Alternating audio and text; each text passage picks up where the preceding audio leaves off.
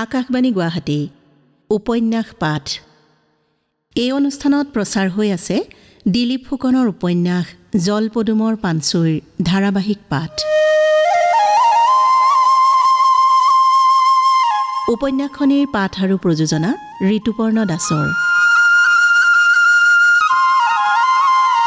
জলপদুমৰ পানচুই।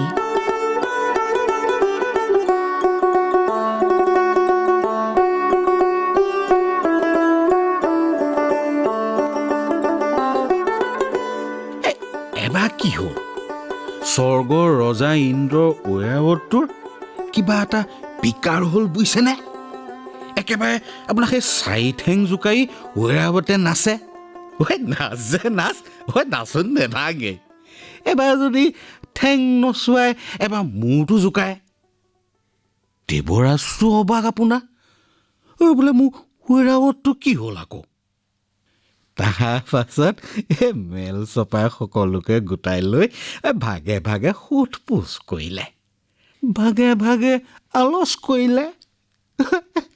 কেনুহে বোলে উবকি মেনকা নাচোন চাই চাই ঐৰাৱতৰ গাটো নাচোন লম্বিছে। কেনুহে বোলে দেৱতা হ'ল কি হ'ল? দেৱতাৰ মাজতো পেট কপটীয়া আছে নহয় অ'। কিবা থুমুৰি মাৰিছে কোনোবাই। তাৰ পাছতহে আৰু যেনিবা বুঢ়া দেৱতা বৃহস্পতিয়ে চকু দুটা মুটি ধ্যান কৰি আঙুলি মূৰত কিবা লিখি লিখি ক'লে, ঐৰাৱতৰে বিকাৰ মটৰ চুঙা বাদুলিৰ বাহিৰে আন কেৱে গুচাব নোৱাৰে। চুঙা বাদুলিকনো এতিয়া স্বৰ্গলৈ আনে কোনে? এইবোৰ গুণা কথা মেলুসকলৰ মাজত চলি থাকোঁতে জোপোকা মাৰি বহি থকা ফেঁচাই উৰুলি এজোকা দি ইন্দ্ৰৰ ফালে চাই বোলে, দেৱৰাজ আপুনি চিন্তা কৰিব নেলাগে নহয়, মই এটা গিয়ালে আনিব পাৰিম। এই বুলি কৈয়ে চুম মাৰি ফেঁচা উৰি আহি মটৰ চুঙা বাদুলি বহা পালেহি। তাকে দেখি চুঙা আচৰিত। সি বোলে আও আৰু আমি দুটা নিশা ফুৰা জীৱ, কোনো কাহানি মোক মাত এষাৰি নিদিয়া, আজিনো কিহৰ গজত আহিলা? ফেঁচাই বোলে কথাটো হওঁতে সঁচা দেওঁ, পাছে বোপা চুঙা বৰ বিপদত পৰিয়ে আহিলোঁ, তুমি ৰক্ষা কৰিলেহে কৰা আৰু। এই বুলি ফেঁচাই সোপাকে বখানি দুয়ো স্বৰ্গৰ ফালে উৰা মাৰিলে। স্বৰ্গ গৈহে চুঙা বিপদত পৰিল। ইমান চাফা চিকুণ ঠাই, বোলো ক'তো বহিবলৈ ঠাই এখন বিচাৰি নাপায়হে নাপায়। উৰিয়ে আছে যেনিয়ে চাই তেনিয়ে আপোনাৰ গোটেইখন সোণৰ গছ, ৰূপৰ পাত, গছৰ গুটি হীৰা মুকুতা। ইফালে পোহৰ হৈ অহাত চকুত টোপনি জাল। শেহত উপায় নেপায় একেবাৰে আপোনাক চৌ মাৰি গৈ ঐৰাৱতক কাণতে সোমাল। ঐৰাৱতেও চব খাই জিকা মাৰি দিলে নহয়। চুঙাও কৰপাল খাই পৰো যেন হৈ আকৌ উৰা মাৰি ঘূৰি পাকত আহি সিখন কাণত সোমাল। এইবাৰো ঐৰাৱতে আপোনাক মূৰটো জোকাৰি তাৰ কাণৰ ভিতৰৰ পৰা উলিয়াই পঠিয়ালে। যেই চুঙা বাদুলি ঐৰাৱতৰ কাণত সোমাইছিল, সেই ঐৰাৱতৰ কাণত যে মকৰাই জাল বান্ধিছিল, সেই জাল ফাটি তাত লাগি ধপাই থকা পোক পখিলাবোৰে মুক্তি পাই উৰা মাৰিলে। ঐৰাৱতো ভাল হ'ল। তাতে দেৱৰাজ খুচি হৈ চুঙালৈ বুলি চকঠীয়া দুনেৰে কেইদুনমান সোণ, কেইদুনমান ৰূপ মাননি হিচাপে আগবঢ়ালে। পাছে দৰিদ্ৰ কপাল, ইমানবোৰ ধন তাৰ ভাগ্যত নাই। আৰু কত পুইনৰ বলত জীৱ সৰগৰ মুখ দেখে সি নিধকে সুঁসুৰি এটালৈ যাবলৈ পায়ো লিহিৰি বনতে হাতী হেৰুৱালে। সি বোলে কি ঠাই সেইবোৰ হে? ক'তো শান্তিত বহিব নোৱাৰি, ইমান চাফা, দেখিয়ে বতিয়াওঁ বতিয়াওঁ লাগে। যি বা হাতীৰ কাণৰ ফুপতে লুকাওঁ বুলি ভাবিলোঁ, আৰু তাতো তাৰ মূৰ জোকাৰণিত ওলাই আহিবলগীয়া হ'ল নেও। সেইটো কাৰণতে সি চুঁ মাৰি কানিমুনি সন্ধিয়া মৰ্তলৈ নামি আহিল। কোন ৰূপ সোপাকে হেনো এতিয়াও স্বৰ্গৰ চুক এটাতে দম খাই পৰি আছে, আনোতা নাই। দেখিছেনে ঈশ্বৰ, দৰিদ্ৰৰ কপাল। পাছে কওকচোন ঈশ্বৰ, এই চুঙা বাদুলি বহালেনো কি মহন খৈ আহিবলগীয়া হ'ল? মাউতৰ কথা অন্ত পৰাৰ লগে লগেই বৰমেধিয়ে থোৰতে তেওঁ অহাৰ উদ্দেশ্যৰ কথা ক'লে। মাউত বোপা, অহা বৃহস্পতিবাৰে তোমাৰ হাতীজনী লাগে। এই হাতীগৰাকীক গুহা পাণ এজুই আৰু শিকি বইনা দিয়া নিয়ম নিলগাইহে মাউতৰ পাওনা দুৱনা ধৰা বন্ধা নিয়ম। পাছে কিহৰ গজত বা হাতী বিচাৰে? মাউত বোপা, স্বয়ং সত্ৰাধিকাৰ মহাপ্ৰভুৱে তোমাৰ হাতীজনীৰ পিঠিত উঠি বৃহস্পতিবাৰে মৰিয়াহলা মুৰুলীয়া গাঁৱলৈ গৈ ভকত বৈষ্ণৱসৱক দৰ্শন দিব বিচাৰিছে। হাতীৰ গৃহস্থক কথাটো কোৱা হ'ল, এতিয়া তোমাৰ ওপৰতে ভৰসা। কৃষ্ণ কৃষ্ণ, স্বয়ং প্ৰভু ঈশ্বৰে মোৰ মাইচনা হাতীৰ পিঠিত বহি যাব, এয়া কম কথা নে? তেনেহ'লে প্ৰভুৱে আমাৰ মাইচনাৰ কথা গম পায়, তেৰা অন্তৰ্যামী। ৰাম ৰাম ৰাম, এখন মোক কপাল আৰু আমাৰ মাইচনা হাতীও হাতী নহয় ঈশ্বৰ, সেইজনী সাক্ষাৎ দেৱী গোসাঁনীও। চব বুজি পায় তাই নহয়, চব জানে। তাতে তাই চাহিনী চাৰেং হৈ থাকোঁতে তাইক ধৰি অনা নহয়, ধৰি আনি খামুৰিত থৈ এপশেক নহওঁতেই তাই আহোনত বহি কুম্ভস্থলত হাত ফুৰাই ফুৰাই যে গালো, পৰ্বততে আছিলি মাই লতা পাত খাই, ভৈয়ামলে আহিলি মাই কলা পাত পাই হস্তিৰে বুলি তেতিয়াই তাই তলকা মাৰি গানটো শুনি সুৰডাল লৰাই লৰাই দুনাই গাবলৈ কয়। পাছে দাইদোখলে নধৰিব দেওঁ, আমাৰ এই পৰসাতখন আকৌ ধৰিব পৰা হ'ল নহয়। দেউতাও বোলো ঈশ্বৰো বোলো এইকণৰ গোন্ধেই। বৰমেধিয়ে মানুহটোৰ বাংফঙীয়া কথাৰ একো তত ধৰিব পৰা নাই। ক'ত দেৱৰাজ ইন্দ্ৰ, ক'ত চুঙা বাদুলি, ক'ত হাতী নিচুকোৱা গীত। গেলাই মাউতে লাহে লাহে হাতৰ কাষলৈ কাণীৰ সঁজুলিখিনি চপাই আনি প্ৰসাদকণ খোৱাৰ দিহা কৰিলে। বৰমেধিয়ে থৰ লাগি মানুহটোৰ ক্ৰিয়াকাণ্ড চাই থাকিল। গেলায়ে তলমূৰ কৰি থাকিয়েই পুনৰ কথা আৰম্ভ কৰিলে। এইকণৰ গোন্ধে বুজিছে। এবাৰ মেলা চিকাৰলৈ যাওঁতে মোক বৰ হাগুনিয়ে পালে। খাই বৈ নিশা ধৰাত শুইছোঁহে আৰু। আমাৰ মাউত ফান্দি মেলাই মানুহ 6টা। আমাৰতো ধোৱা যেনিবা দেই এই ঢেলাই বিচনা কৰি শুইছোঁ। তেনেতে প্ৰভু ঈশ্বৰ ধৰিলে নহয় মোক হাগনি বেমাৰে। একেবাৰে কানিয়ে কাপোৰে গৈছে, ৰক্ষা নাই, গোন্ধত গোটেইখন অটকাৰ। উঠিবও নোৱাৰোঁ, বহিবও নোৱাৰোঁ। কি অৱস্থা। লগৰ এই মুখা উঠি লহৰ মাৰিলে, ঢেৰ সাও সপনি দিলে, বোলে তোৰ পিছফালে বান্ধ নাই আৰু হাতী ধৰিবলৈ হয়। হয়ো হয়, গৈয়ে আছে, নাই এটাও নাই। গোটেইবোৰ মোক তাতে এৰি পলাহে পতং মাৰিলে। মই বোলো আজি আৰু 12 বাজিল, ইয়াতে পপীয়া জীৱ বাজ হ'ব আৰু। তেনেতে যেনিবা খবৰ পাই সিটো ধৰাৰ পৰা আবিদুৰ নাজিৰাৰ ল'ৰা বৰ ভাল ফান্দিহে সি লৰি আহিল। আহিয়ে বোলে, কেকা তোমাৰ কি হৈছে? মই বোলো, হাবিদুৰ একো নুসুধিবি, মই মহিলোঁ। সি বোলে, কেকা মন পেলাই নিদিবা, বুকু খামি ডাঠ কৰা আৰু মই দেৱাই অকণ দিওঁ খোৱা। আল্লাৰ ফজলত ফজিৰলে গা টঙাব পাৰিবা।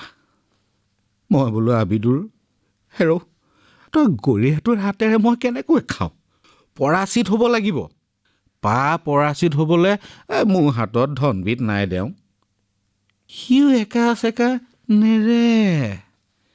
বোলে, কেকা পাছৰ কথা পাছ, দেৱাই একেবাৰে বেহেস্তৰ পৰমানি, আগে খোৱা দেহা ভাল হওক। কথাতে কয় নহয়, বোলে আসমানৰ কুটুব তৰা আদমৰ জাত, সজাত মইনা সোমাই আছে ঘনাই লগাই মাত। কেকা সজাত সোমাই থকা মইনাটি অনেক যুগুটি অনেক আছিলা। ই এবাৰ দেওমাৰি ওলাই গ'লে সজা সেইভাগেই পৰি থাকিব। মইনাটি ধৰি ৰখাহে ইনচানিয়তৰ কাম। খোৱা, হেলা নকৰিবা।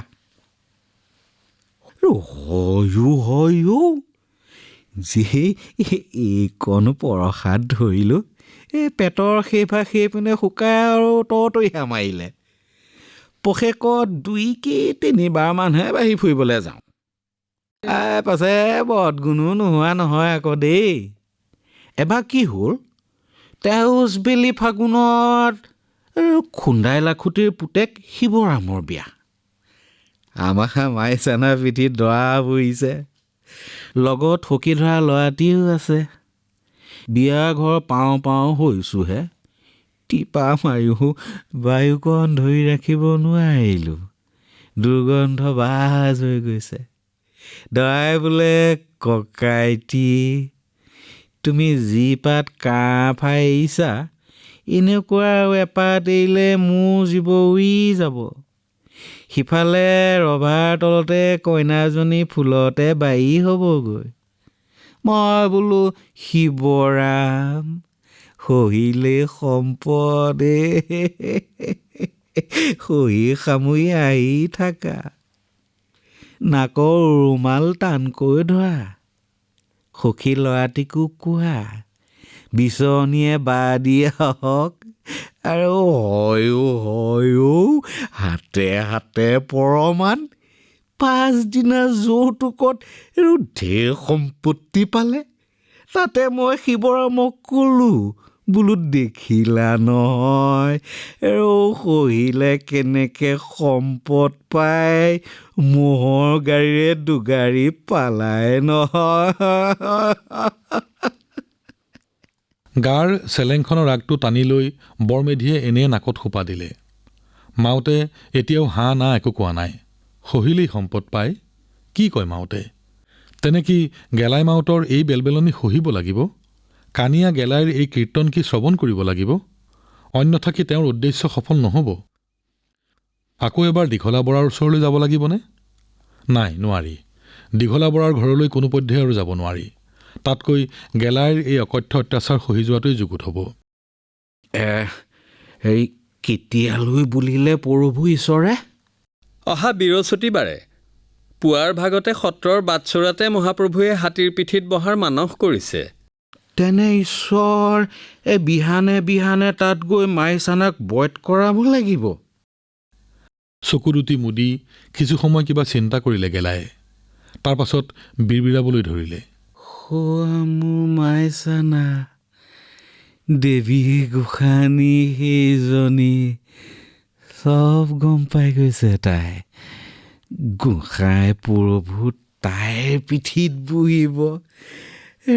ভাগ্যৱতী তাই, চব জানে তাই। সৰব জানো এইজনী মোৰ।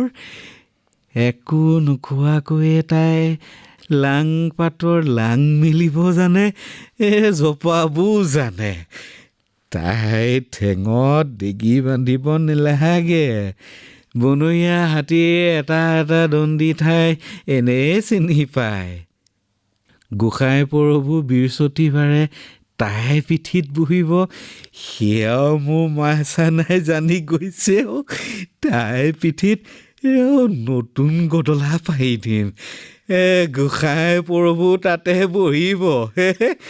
এই নতুন ঠাংৰাংডালো পিন্ধাম তাই শৰীৰত, ডিঙিত নতুন দুলচি।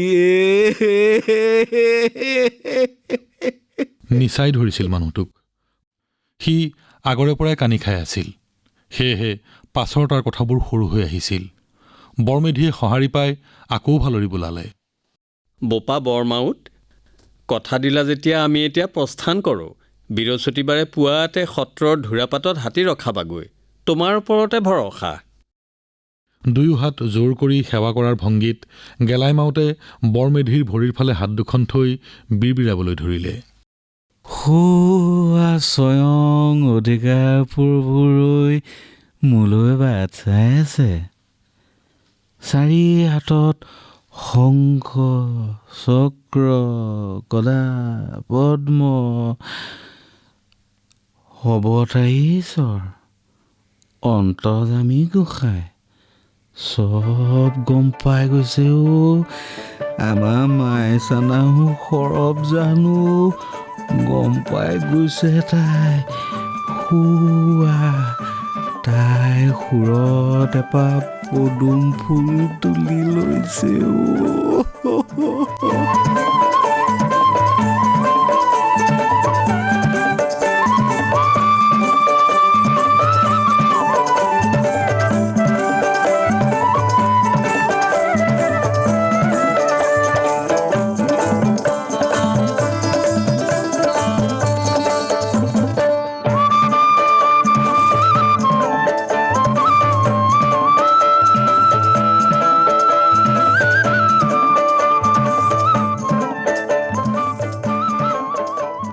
দিশ ধৱলী বৰণ।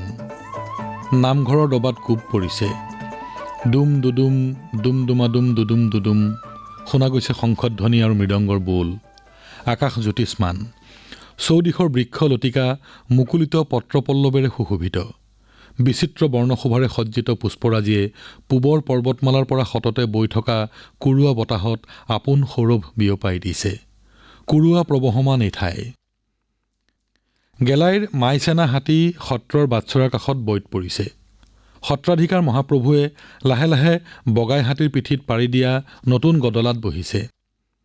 কেঠাত বহি ঠাংৰাংডাল খামুচি ধৰিছে বৰমেধিয়ে। হাতীজনীৰ গাৰ পৰা খাৰুৱা গোন্ধ এটা বাহিৰ হৈছে। দুজনকৈ মাননীয় আৰোহীক মাইচেনাৰ পিঠিত বহুৱাবলৈ পাই গেলাইৰ মনলৈ গৰ্বৰ ভাৱ আহিছে। তাৰ গাত খাকী পোছাক, ডিঙিৰ দোল এডালত হস্তিচালনাৰ অমোঘ অস্ত্ৰ লাংচিং ওলমাই লৈছে। আহোনত বহি দোলচিত ভৰি সুমুৱাই লৈ গেলায়ে বৈত পৰি থকা হাতীজনীক উঠিবলৈ আদেশ দিছে। তাৰ পাছত আকৌ নিৰ্দেশ, ঘুম আগেত। হাতী আগবাঢ়িছে। ধনশিৰি নৈৰ পাৰে পাৰে হাতী আগবাঢ়িছে। পুৱাৰ ৰ'দজাক টানকৈ ওলাইছে। জেঠমহীয়া ৰ'দ। এজাক ৰিব ৰিব বতাহো বৈ গৈছে। এখন বিশাল সেউজীয়া চাদৰৰ দৰে দেখা গৈছে নৈকানৰ লহপহকৈ বাঢ়ি অহা আহুধানৰ পথাৰবোৰ। পূবৰ ৰ'দ পৰি দূৰণিৰ বাঁহনিবোৰত সেন্দুৰীয়া আৰু ধোঁৱা বৰণে ছাঁ পোহৰৰ নক্সা কাটিছে। বিশাল মসৃণ সেউজীয়াৰ মাজত হাতীজনীক আৰু ধোঁৱা বৰণীয়া দেখা গৈছে। দূৰত পানীৰ ঘাটলৈ অহা তিৰোতাবোৰে হাতীৰ পিঠিত বহি যোৱা আৰোহীসকলক ৰৈ ৰৈ চাইছে। মাজে মাজে কাষৰ ঘাঁহ বন বিৰিণা সুৰেৰে উভালি হাতীজনীয়ে নেজ লৰাই লৰাই আগবাঢ়িছে। সুধ বগা সাজ পিন্ধা গোসাঁই আৰু বৰমেধিৰ অৱয়ব ৰ'দ পৰি ক'লা হাতীৰ পিঠিত জিলিকি উঠিছে।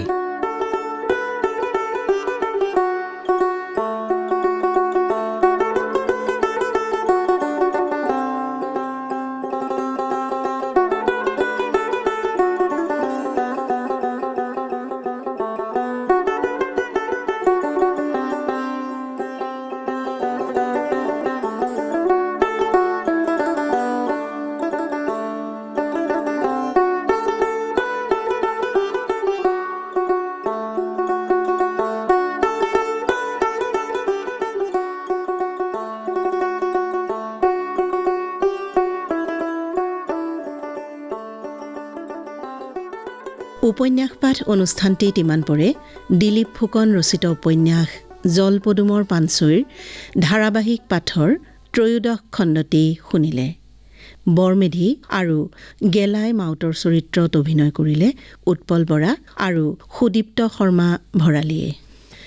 উপন্যাসখনিৰ পাঠ আৰু প্ৰযোজনা ঋতুপৰ্ণ দাসৰ। জলপদুমৰ পাণচুই উপন্যাসখনিৰ ধাৰাবাহিক পাঠৰ পৰৱৰ্তী খণ্ডটি শুনিবলৈ পাব অহা সপ্তাহৰ এই একেটা বাৰৰ এই একে সময়তে।